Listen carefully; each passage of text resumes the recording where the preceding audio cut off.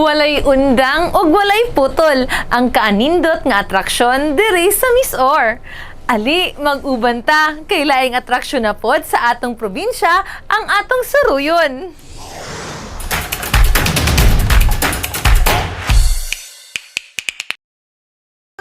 Ready? Get set? Eat! Alluring alubihid. Sayod ang tanan nga sikat ang maong lungsod sa ilang gipasigarbong balsa o floating cottages. Apan, dili lang kana nga naa sa ilang lugar. Diri sa lungsod sa alubihid na punta sa atong segment karong adlaw. Allow yourself to be allured nining resto bar plus resort nga naa makita sa maong lungsod. Sa Barangay Lumbo, lungsod sa Alubihid, makita kining Hideaways Resort and Resto Bar nga dili ra gayud layo. Luag, nindot, relaxing, plus ga-serve sila og food and drinks nga makaibog. Accessible kaayo tungod kay 150 meters lang kini gikan sa National Highway. Aduna kini entrance fee, apan consumable para sa inyong choice nga pagkaon o baka ha inyo kining iligo sa swimming pool. 150 for adult og 60 para sa kiddos.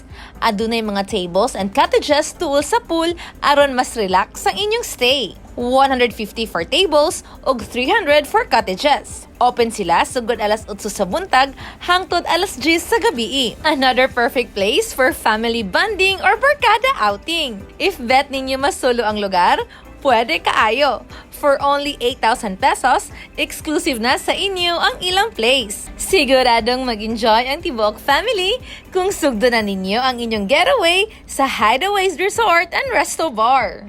Aside sa swimming pool, ga-offer usab sila og mga lami ang pagkaon nga ilang ipasigarbo kaninyo. Matambalan gayud ang imong cravings sa ilang lamian nga putahe. Bisan unsa imong i-order, makapanilap kas kalami. Angay gayud ninyong tilawan ang ilang pagkaon nga makawala sa inyong kagutom. Sama sa ilang putahe nga crispy pata, bulalo, chicken wings, pansit gisado, pork sisig, calamares, French fries ug daghan pang uban. Best seller ang ilang pizza nga dili makabuslot sa inyong bulsa. Daghan ang gabalik tungod sa kalami niini.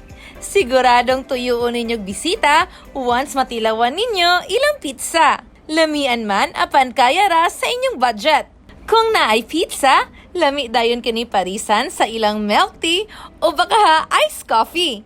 Aduna sila'y klase-klaseng flavors sa milk tea.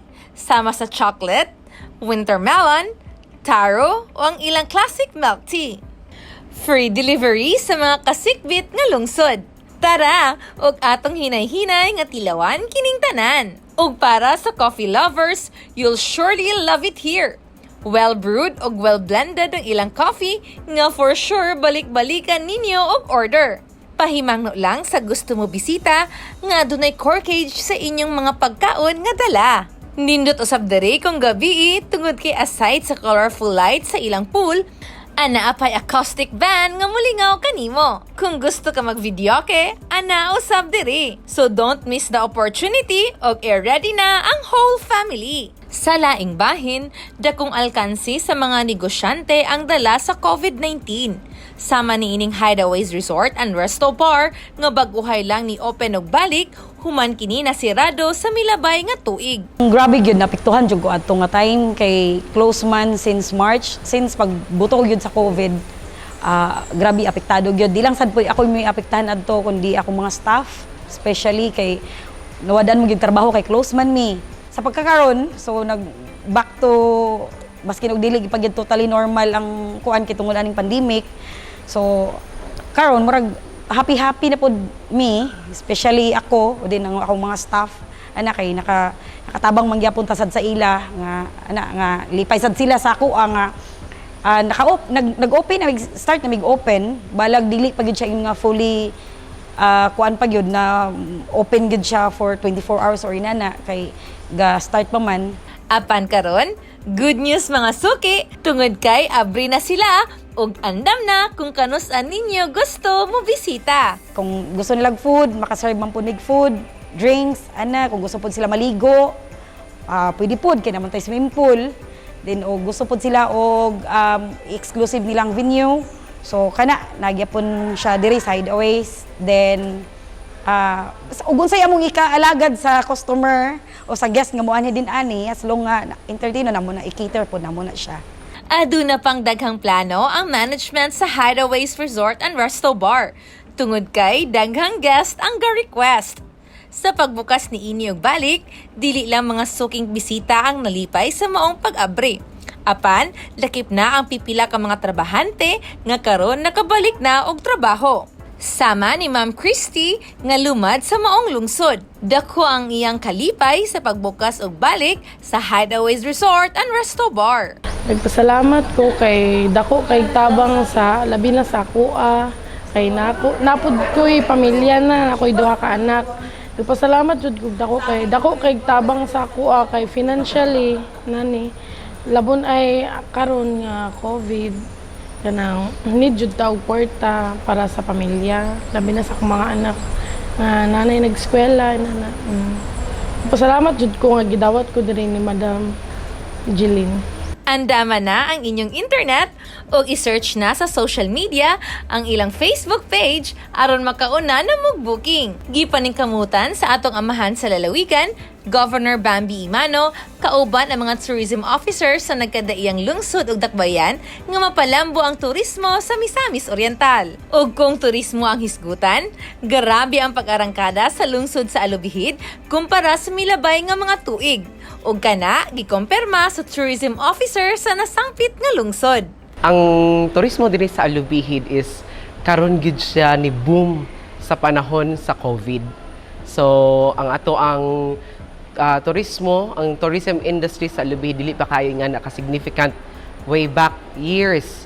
So karon pag yun nga na-realize sa ato ang munisipyo nga tungod ani ang atong number 1 nga destination karon ang Balsa.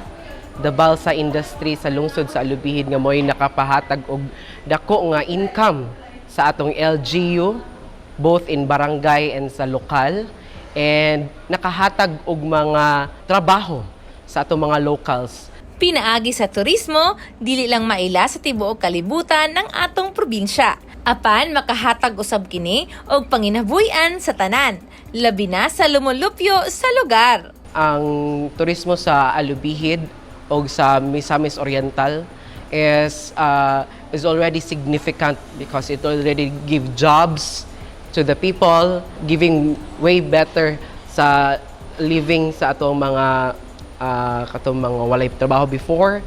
So down the line, grabe ang effect sa tourism from the investors to the kanang mamaligay lang og mga kanang diha sa ato ang boardwalk, mamaligay lang mga something nga pwede nila ma-offer sa ato mga guests. That is already an income generating pod sa ila ang in a way nga makakuha pod sila og kwarta. So when people coming here, so mo nang among gi-secure pod nga ang tanan guest mag-ani diri is maka-accommodate ni og tarong sa ila. So that is why we are regulating sa LGU nga part, gina-regulate nato ang rules and policies para ma-achieve nato ang sustainable tourism. Kung kaniadto wala maila ang atong probinsya, karon sikat na ta.